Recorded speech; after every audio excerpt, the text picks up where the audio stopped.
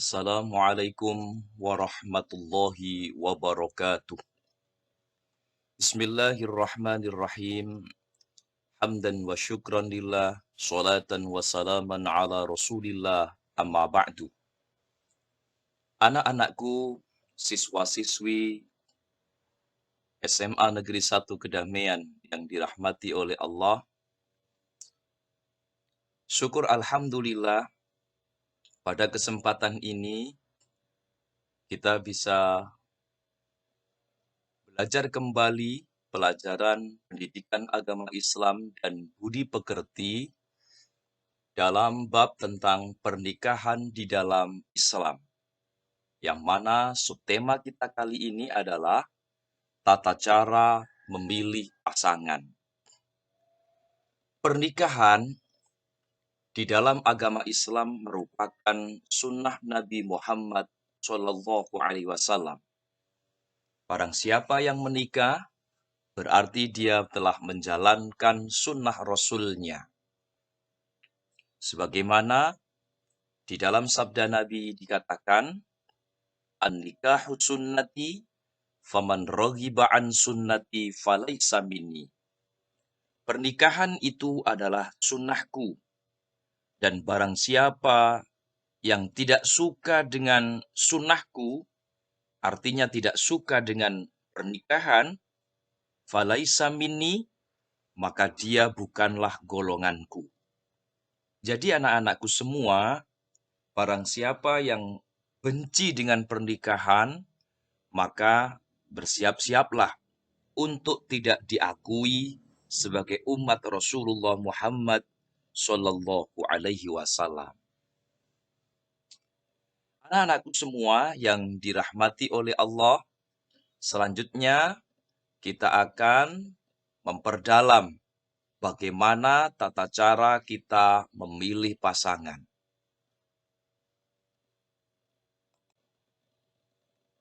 Anak-anakku semua yang dirahmati oleh Allah. Ketika pernikahan Sayyidina Ali dengan Siti Fatimah Az-Zahra radhiyallahu anhuma, Kanjeng Nabi mendoakan mereka dengan doa yang singkat, padat, dan sangat syarat dengan makna. Nabi berdoa, Barakallahu laka wa baraka alaika wa jama'a bainakum fi khair. Artinya, semoga Allah memberkahimu dalam suka dan duka dan mengumpulkan kalian dalam kebaikan. Kalau kita cermati doa yang dibaca oleh Kanjeng Nabi Muhammad SAW ketika mendoakan Sayyidina Ali dan Nyai Fatimah Az-Zahra, maka kita akan bisa memahami bahwa di dalam pernikahan itu ada barokah. Apa itu barokah? Barokah adalah ziyadatul khair, bertambahnya kebaikan. Itu artinya anak-anak, dengan menikah berarti kita menambah kebaikan-kebaikan di dalam hidup kita. Dengan menikah, maka ada banyak ladang pahala yang bisa mengantarkan kita ke surga. Artinya, dengan menikah berarti kita berjalan di sebuah jalan yang menuju ke surga. Meskipun pada kenyataannya, di dalam pernikahan tidak selalu enak, tidak selalu senang. Artinya, di dalam pernikahan pasti ada rintangan, pasti ada hambatan. Tidak mungkin dalam sebuah rumah tangga kemudian penuh dengan senda gurau. Tidak mungkin dalam pernikahan selalu ada rasa senang tanpa ada rasa susah. Oleh karena itu, coba lihat dan cermati doa Kanjeng Nabi. Semoga Allah memberkahimu dalam suka dan duka. Artinya, ketika senang bersama pasangan, semoga dalam kesenangan itu ada barokah. Begitu juga ketika sedang ada hambatan, ada rintangan, ada cobaan, ada ujian di dalam rumah tangga, sedang bertengkar suami istri misalnya, maka semoga dalam pertengkaran itu pun ada barokah. Artinya, setelah pertengkaran itu akan muncul lebih rasa cinta terhadap pasangan. Inilah yang dimaksud dengan berkah atau barokah Allah di dalam kesusahan. Anak-anakku semua yang dirahmati oleh Allah dan doa Nabi Muhammad, semoga Allah mengumpulkan kalian dalam kebaikan. Artinya, seberat apapun ujian di dalam pernikahan, sebesar apapun cobaan dalam rumah tangga, harapannya tentu kebaikan. Kebaikan dan kebaikan. Oleh karena itu anak-anak, mari kita bersama-sama belajar materi pernikahan ini, khususnya bagaimana cara memilih pasangan menurut Rasulullah Muhammad SAW. Ikuti pada slide berikutnya. Anak-anakku semua yang dirahmati oleh Allah, tentunya telinga kita sering mendengar. Mata kita juga sering melihat. Ada salah satu ayat Al-Quran, surat Ar-Rum, ayat 21, yang berbunyi, A'udzu billahi minasyaitonir rajim. Bismillahirrahmanirrahim. Wa min ayatihi an khalaqa lakum min anfusikum azwajan litaskunu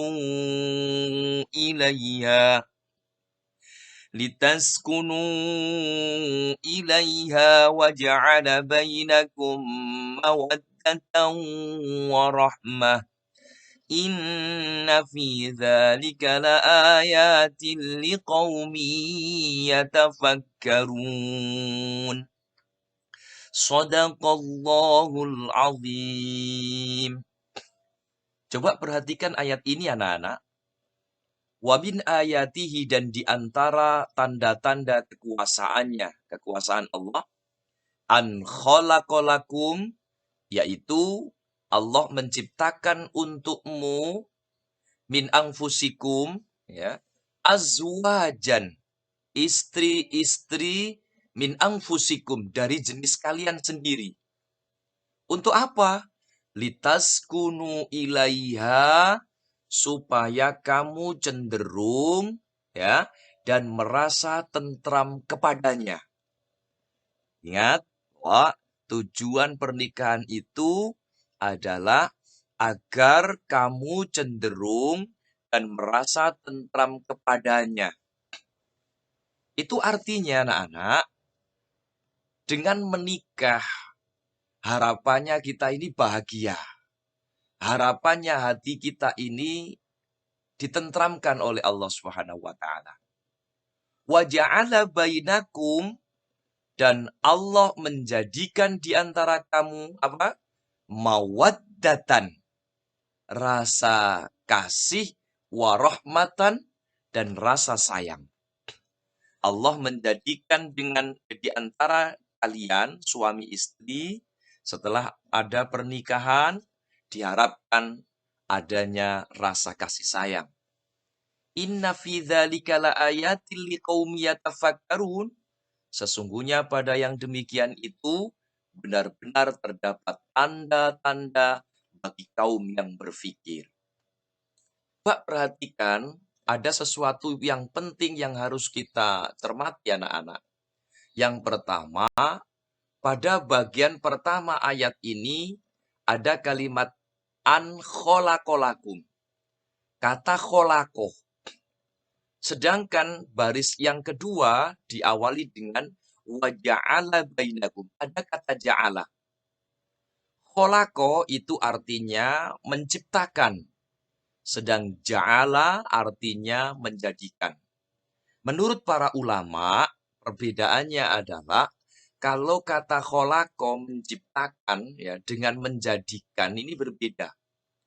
Kalau dikatakan kholako menciptakan, berarti ini adalah Allah sendiri yang berbuat. Apa yang diperbuat oleh Allah? Ini Allah menciptakan kalian berpasang-pasangan litaskunu ilaiha, supaya kalian merasa tentram. Nah, yang membuat hati kita tentram ini adalah Allah. Karena Allah menciptakan kita berpasang-pasangan. Sedangkan pada baris yang kedua, wa ja'ala bainakum mawaddatan warahmah, dan Allah menjadikan di antara kalian cinta dan kasih sayang. Kata-kata ja'ala, menjadikan, ini artinya Allah tidak serta-merta membuat kalian saling mencintai, saling menyayangi, saling mengasihi. Tidak. Jika kalian tidak melakukannya. Misalkan ada pasangan suami istri, anak-anak. Kemudian suami dan istri ini nikah karena paksaan. Maka tidak mungkin di dalam hati mereka ada rasa cinta dan kasih sayang. Meskipun Allah menciptakan manusia berpasang-pasangan agar hatinya tentram. Ya tidak mungkin ada ketentraman, tidak mungkin ada rasa cinta dan kasih sayang jika kedua pasangan itu, suami istri itu, tidak menciptakannya sendiri. Makanya di sini ada kata ja'ala, ya. Jadi cinta dan kasih sayang itu tidak akan terwujud jika suami istri itu tidak menciptakannya sendiri. Makanya di sini pakai kata ja'ala, bukan kholako. Ini yang perlu dipahami oleh anak-anak. Baik, selanjutnya akan kita ikuti pada slide berikutnya. Jangan berpindah, jangan tinggalkan materi ini, karena semakin ke belakang keterangannya akan semakin menarik, karena ada cerita-cerita yang luar biasa yang harus kita pahami adanya. Kita perhatikan ya. Yang pertama adalah asasi, maksudnya pertimbangan pokok. Apa pertimbangan pokoknya? Adalah kualitas agama. Yang kedua adalah kriteria manusiawi. Artinya sebagai manusia tentu orang Jawa kalau nyebutnya itu bobot, bibit, bebet ya. Keturunan tentunya menjadi faktor. Kemudian kecantikan, harta. Nah, selanjutnya kriteria yang bersifat taktis. Ada kesuburan, ada kesetaraan, dan ada kesehatan. Sedangkan di dalam kesetaraan, ya, tentunya pertimbangan tentang ilmu, budaya, status, harta, dan lifestyle. Ini juga akan menjadi pertimbangan. Yang perlu diketahui oleh anak-anak adalah pertimbangan yang paling pokok adalah kualitas agama. Ini nanti akan diterangkan pada slide berikutnya secara terperinci oleh Ustadz ya. Kemudian pertimbangan manusiawi adalah keturunan. Faktor keturunan ini menjadi hal yang penting meskipun tidak paling penting ya. Tetapi kita tidak memungkiri keturunan ini menjadi pertimbangan. Ya, bahkan para kiai, ya, para habib, nah itu biasanya mempertimbangkan keturunan ini, apalagi perhabiban ya. Para habib itu rata-rata ya tidak mau menikahkan ya putri-putrinya dengan yang non habib, karena dianggap keturunan Habib itu ya mungkin dianggap lebih mulia daripada yang lain ya. Makanya kalau sampai lihat Habib itu biasanya ya menikah ya dengan syarifah. Kalau ada Habib yang menikah dengan non keluarga mereka, maka itu dianggap menurunkan derajatnya, ya akhwal istilahnya begitu. Kiai-kiai juga begitu, rata-rata ning-ning itu ya, putri-putrinya kiai itu juga menikahnya dengan Gus. Ya, enggak mungkin anaknya kiai kemudian dinikahkan dengan anaknya orang biasa yang bukan kiai. Katanya jomplang katanya. Ya. Ini faktor keturunan. Nah, seperti yang viral beberapa waktu yang lalu, misalkan Gus Kausar ya menikahkan putrinya, Ning siapa itu ya dengan salah seorang putrinya kiai juga ya yang viral itu di YouTube, di TikTok, di Instagram, macam-macam itu banyak sekali itu ya viral itu. Ya, bahkan terbilang mewah sekali ya acara pernikahannya. Ini faktor keturunan anak-anak. Kemudian yang juga menjadi faktor di dalam memilih pasangan adalah kecantikan. Ya, kita tidak bisa memungkiri namanya manusia, ya laki-laki ya pasti kepingin punya istri yang cantik ya. Meskipun cantik itu sifatnya relatif. Begitu juga dengan perempuan juga pasti kepingin punya pasangan suami yang ganteng ya, ganteng. Itu pastilah ya, pasti itu realita manusiawi dan itu tidak menyalahi kodrat ya dan itu tidak apa namanya berdosa ya, tidak berdosa kalau karena itu tidak mendolimi orang lain. Nah, kemudian faktor dalam memilih pasangan selanjutnya adalah harta ya, harta pasti ya lima liha karena harta. Ada orang yang menikah dengan pasangan ya karena kekayaannya lah. Biasanya ini anak-anak, orang yang kaya, punya harta banyak, itu rata-rata kalau putrinya mau dinikahi seorang pemuda yang pengangguran, tidak punya pekerjaan, latar belakangnya, keluarganya itu miskin, biasanya ya ditolak. Ya, kon meni rabi iku dingoni opo, gak duwe apa-apa. Pasti begitu. Ya. Jadi harta itu juga menjadi pertimbangan. Menjadi pertimbangan. Rata-rata wong sugih ya besanan karo wong sugih. Nah, ya seperti itu memang kenyataan di lapangan begitu. Dan ini memang kriteria memilih pasangan tapi dasarnya dasar kemanusiaan ya, manusiawi lah. Bukan faktor yang asasi. Ini yang perlu digarisbawahi. Kemudian anak-anak, faktor yang lain adalah apa namanya pertimbangan secara taktis ya. Artinya apa ya? Suatu hal yang apa namanya? Yang di luar asasi dan manusiawi lah secara umum ya, taktis. Nah, ada hal lain di luar yang pokok ini begitu. Ya. Apa yang pertama? Kesuburan. Ya. Tentunya seorang laki-laki ketika memilih calon pasangan itu ya milih yang subur. Ya. Nah, itu juga di dalam kajian agama juga dibahas. Wanita yang subur itu yang seperti apa?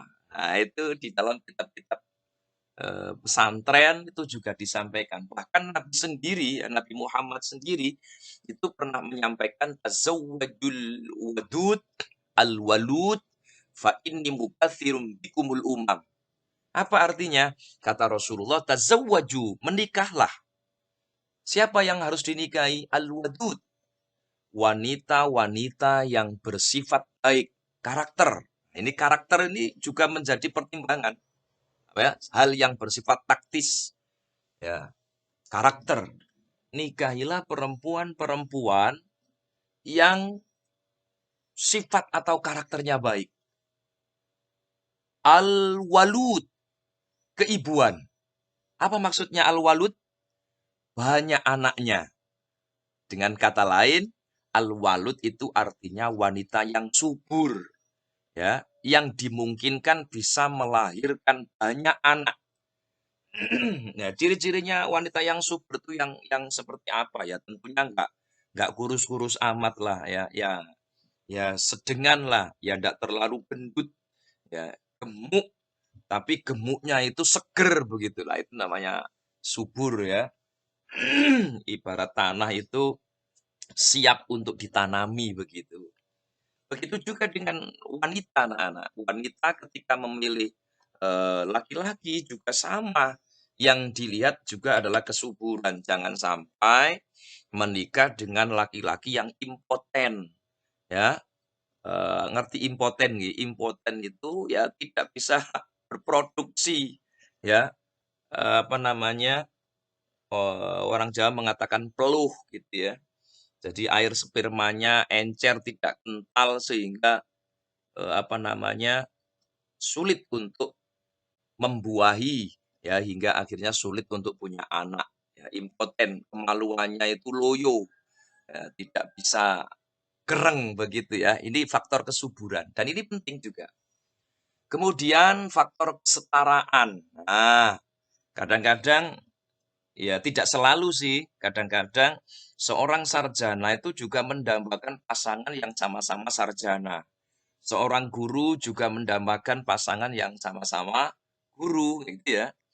Seorang anggota TNI, ya itu juga kepingin punya pasangan yang sama-sama di militer. Meskipun ini tidak selalu, karena sifatnya taktis, gitu. Kemudian seorang polisi juga kadang-kadang mendambakan seorang istri yang juga poluan.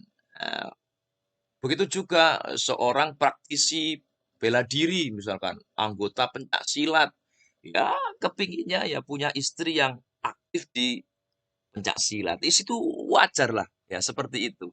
Ini apa namanya, alasan-alasan dalam memilih pasangan yang sifatnya taktis. Budaya, nah, ya kita rata ada ya banyak yang kepingin memilih pasangan yang sama, punya kesamaan dalam budaya, ya. Status, ya pastilah namanya jejaka itu ya kepingin punya istri yang perawan gitu ya. Meskipun ada yang apa namanya, laki-laki yang usia 70 tahun menikah dengan perempuan usia 30 tahun, itu ada memang. Nah, kembali lagi mungkin faktornya karena harta gitu ya, mungkin karena jabatan, macam-macam. Nah, status itu begitu ya. Makanya harus tahu diri ya, sadar diri, sadar posisi begitu ya. Kalau sudah janda rata-rata ya menikahnya dengan duda begitu. Nah, ada faktor harta, ada juga gaya hidup, lifestyle ya, lifestyle. Gaya hidup. Ya, biasanya seorang yang hobinya apa istilahnya ya? Hobinya mancing, ya cari pasangan yang suka mancing. Ada seorang laki-laki yang hobinya adventure misalkan atau pecinta alam, ya rata-rata ya gaya hidupnya begitu ya, memilih pasangan yang suka ya adventure ya, pecinta alam. Itu faktor-faktor ya, biasa seperti itu. Nah, selanjutnya kita akan apa namanya, memilih pasangan dengan pertimbangan asasi, kualitas agama. Yuk, kita ikuti pada slide berikutnya.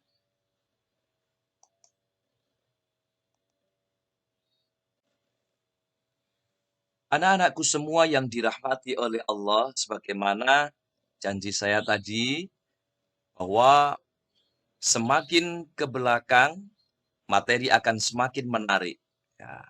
Sebelum saya cerita, Pak Ustadz akan menyampaikan sebuah hadis yang mana menjadi pondasi atau dasar bagi kita semua bagaimana cara memilih pasangan yang benar menurut ajaran agama. Di dalam satu hadis yang diriwayatkan Abi Hurairah ya, an Abi Hurairah radhiyallahu anin Nabi sallallahu alaihi wasallam, dari Nabi Muhammad sallallahu alaihi wasallam, qala, Nabi pernah mengatakan, tungkahu, dinikahi, siapa yang dinikahi? Almar'atu, perempuan, li arba'in, karena 4 perkara. Jadi wanita itu dinikahi itu karena 4 faktor. Apa yang pertama? Lima liha, karena hartanya. Nah, ada perempuan yang dinikahi karena hartanya. Wali hasabiha, ada perempuan yang dinikahi karena keturunannya, nasabnya ya. Wajamaliha, ada perempuan yang dinikahi karena kecantikannya. Tadi sudah kita bahas semua. Walidiniha, dan ada wanita yang dinikahi karena agamanya. Fadfar bidzatiddin, maka pilihlah wanita yang punya agama. Artinya pilihlah wanita yang taat dalam agamanya. Maksudnya begitu. Taribat yadaka, maka hatimu akan menjadi tentram.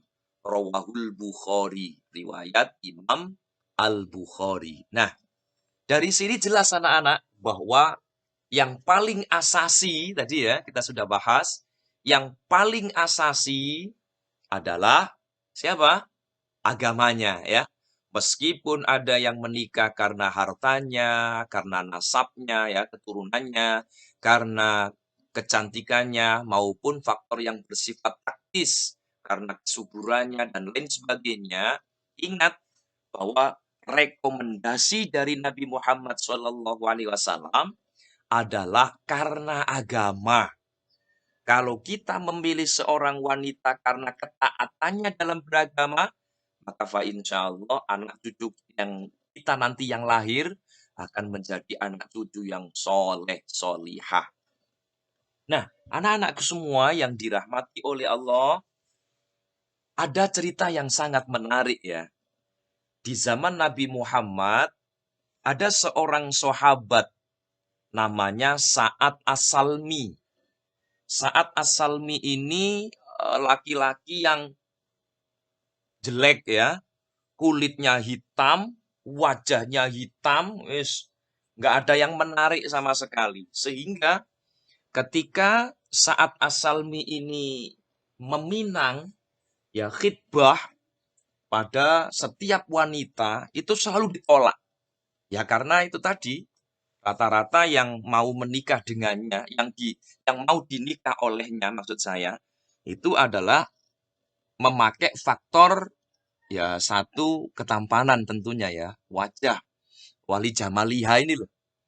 Nah, sehingga suatu ketika saat As-Salmi ini mendatangi Rasulullah Muhammad, dia bertanya, "Ya Rasulullah, apakah jeleknya wajahku dan hitamnya kulitku ini menghalangi aku masuk surganya Allah?" Maka Nabi Muhammad mengatakan, "Ya tidak, semua bisa masuk surga karena Allah tidak melihat rupa maupun bentuk seseorang. Allah hanya melihat ketaatannya. Apakah kamu tidak percaya dengan Allah terhadap apa yang sudah disampaikan oleh Rasulullah?" Si Sa'ad As-Salmi ini menjawab, "Tidak ya Rasulullah, aku percaya. Aku telah bersaksi bahwa tiada Tuhan selain Allah, dan saya bersaksi bahwa sesungguhnya Nabi Muhammad adalah utusan Allah." Lalu apa yang membuat kamu mengatakan seperti itu? Saat kemudian menceritakan, "Ya Rasulullah, sungguh aku telah meminang, aku telah ngelamar, aku wis nakokno arek wedok, baik yang pernah berhadapan denganmu maupun perempuan-perempuan yang ada di luar sana. Aku sudah ngelamar, aku sudah meminta mereka untuk menjadi istriku, tapi satu pun tak ada yang mau, termasuk dari Bani Sakif ya Rasulullah. Tidak ada yang mau denganku, ya karena jeleknya rupaku ini." Akhirnya Rasulullah kemudian berkata, "Adakah Amr bin Wahab dari Bani Sakif yang hadir pada pertemuan ini?" Orang-orang mengatakan, "Tidak ada ya Rasulullah." Akhirnya saat As-Salmi dipanggil Nabi Muhammad, "Saat dalam ya Rasulullah, apakah kamu tahu rumahnya Amr bin Wahab?" dari Bani Sakif, tahu ya Rasulullah. Datanglah ke sana. Ucapkan salam, ya, ketuk pintunya pelan-pelan. Ucapkan salam, ngomonglah yang halus. Katakan padanya bahwa aku, Rasulullah, akan menikahkan kamu dengan putrinya. Baik ya Rasulullah, aku akan datang.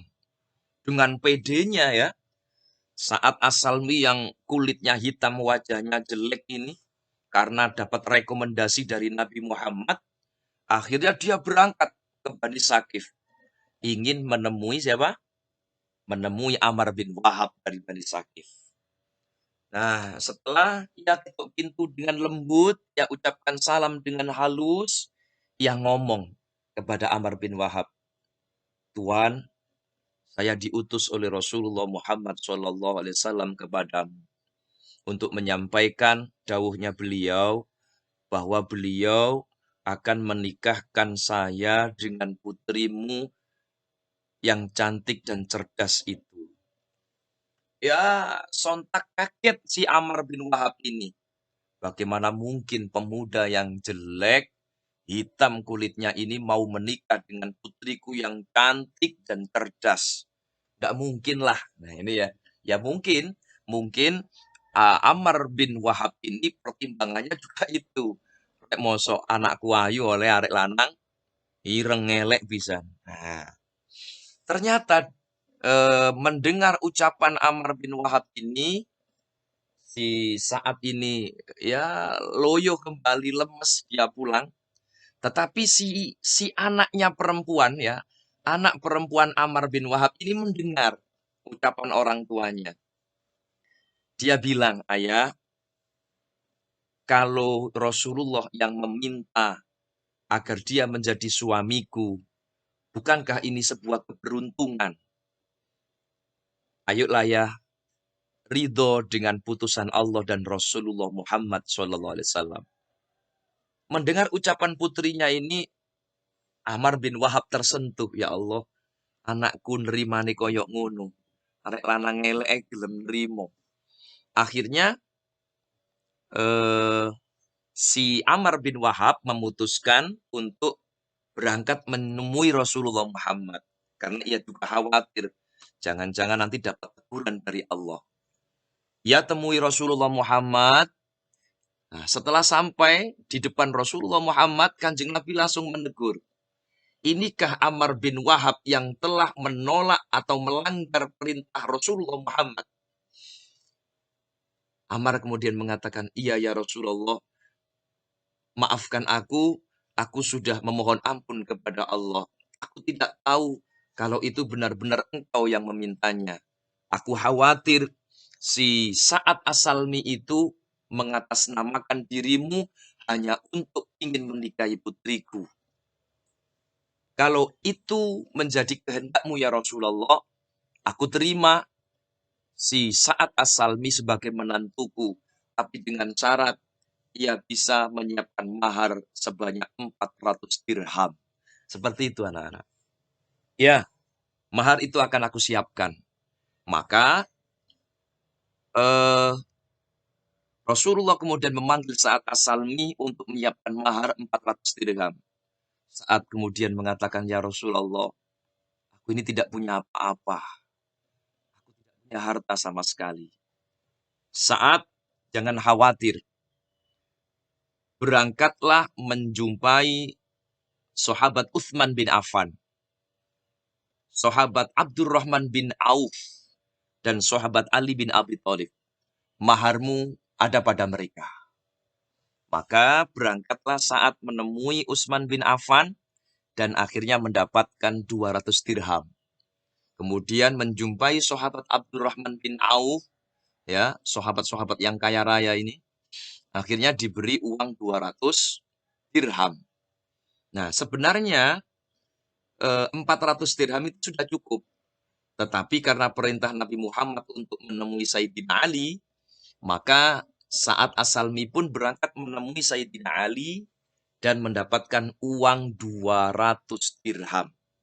Nah, genap menjadi 600 dirham. Setelah itu anak-anak, dengan mas kawin 400 dirham, si Sa'ad As-Salmi akhirnya berhasil menikahi putrinya Amr bin Wahab, ya, pemuda yang berkulit hitam berwajah buruk, akhirnya menikah dengan perempuan yang cantik dan cerdas. Ini karena faktor agama, anak-anak, bukan faktor kecantikan, bukan karena faktor nasab, ya, bukan karena faktor yang lain, tapi karena faktor taat kepada Rasulullah Muhammad SAW. Ternyata anak-anak setelah menikah kemanten anyar, ya, durung sempat kumpul bojone, ada panggilan berperang di jalan Allah. Maka ya, uang yang didapatkan saat As-Salmi yang jumlahnya ratusan dirham tadi, sisa dari pembayaran mas kawin, ia gunakan untuk membeli baju perang, baju besi.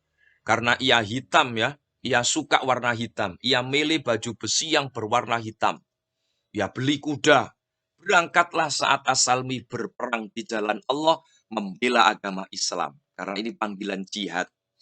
Ternyata anak-anak, takdir berkata lain, ya. Di dalam pertempuran, saat As-Salmi gugur, ya, sebagai syuhada. Ya, pada saat ia telah mati, Rasulullah mencari di mana saat As-Salmi, bertanya ke sana kemari, tidak ada sahabat lain yang tahu, ya, karena saat As-Salmi tidak begitu dikenal, ya. Ya karena itu tadi, memang wajahnya buruk, kemudian kulitnya hitam legam. Nah, sampai akhirnya ada yang menemukan, ya, sampai ada yang menemukan saat As-Salmi. Kanjeng Nabi menemukan seonggok tubuh yang berwarna hitam legam, ya, dengan bersimpah darah. Ternyata anak-anak setelah dibersihkan, ya, ternyata saat itu masih bernyawa dan masih bisa ngomong, ya. Ditanya oleh Nabi Muhammad, apakah engkau saat? Iya, ya Rasulullah. Nah, dengan penuh haru, Rasulullah mengangkat kepala saat ke pangkuan beliau. Nabi kemudian mengusap dengan tangannya sendiri debu yang mengotori wajahnya saat. Seorang kesatria Islam yang gagah berani telah meninggalkan dunia yang fana. Masya Allah, saat yang berkulit hitam, yang baru menikah, pada akhirnya, ya, belum sempat kumpul dengan istrinya, dia berperang membela agama Allah, hingga akhirnya ia mati sebagai seorang syahid di pangkuan Kanjeng Nabi Muhammad Shallallahu Alaihi Wasallam. Masya Allah, anak-anak, luar biasa, ya. Bahkan Nabi Muhammad kemudian mengatakan, sungguh sangat harum semerbak aromamu karena besarnya cintamu kepada Allah dan Rasulullah. Nabi Muhammad meneteskan air mata, anak-anak, ya. Nabi Muhammad menangis. Tapi selang beberapa saat, Nabi Muhammad tertawa. Nabi Muhammad tersenyum dan memalingkan wajahnya. Seorang sahabat yang bernama Abu Lubabah dengan penuh penasaran bertanya kepada Rasulullah, "Ya Rasulullah, apa yang terjadi? Tadi engkau menangis, meneteskan air mata karena kepergian saat As-Salmi. Tapi sekarang engkau malah tertawa, tersenyum, dan berpaling muka. Ada apa ya Rasulullah?" Nabi kemudian mengatakan, tangisanku adalah tangisan rindu kepada saat. Sedangkan tertawaku karena bahagia melihat derajat kemuliaan yang diperoleh oleh saat di hadapan Allah. Aku memalingkan wajah karena aku malu melihat bidadari-bidadari surga berputar-putar mengelilingi saat menjadi istri-istrinya. Subhanallah.